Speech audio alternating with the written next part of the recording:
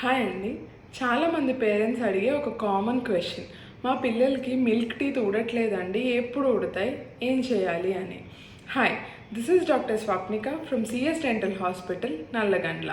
జనరల్గా ఈ milk teeth అనేవి 6 to 13 ఇయర్స్ మధ్యలో ఊడి పర్మనెంట్ టీత్ అనేవి రావడం స్టార్ట్ అవుతాయండి.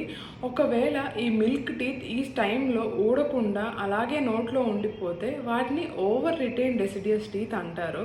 ఇలా ఉండిపోవడం వల్ల పర్మనెంట్ టీత్ అనేవి డిఫరెంట్ డైరెక్షన్లో రావడం ఆర్ అసలు రాకపోవడం, ఇన్ఫెక్షన్స్ కానీ ఆర్ స్వెల్లింగ్స్ కానీ గమ్ ప్రాబ్లమ్స్ కానీ ఉండడం అనేది జరుగుతూ ఉంటుంది. చాలామంది పిల్లలకి ఈ మిల్క్ టీత్ అనేవి కొంచెం అటు ఇటుగా ఊడిపోయి పర్మనెంట్ టీత్ అనేవి వచ్చేస్తాయండి.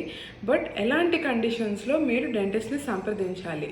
నెంబర్ 1, ఒకే చోట 2 పళ్ళు ఉంటే, మిల్క్ టీత్ పర్మనెంట్ టీత్ అదే పొజిషన్లో అక్కడే ఉంటే కనుక మీ డెంటిస్ట్ని సంప్రదించండి. 13 ఏళ్ళ వయసు దాటాక కూడా మీ పిల్లలకి మిల్క్ టీత్ కదలకుండా అదే పొజిషన్లో అలా ఉండిపోతే కనుక మీ డెంటిస్ట్ని సంప్రదించండి.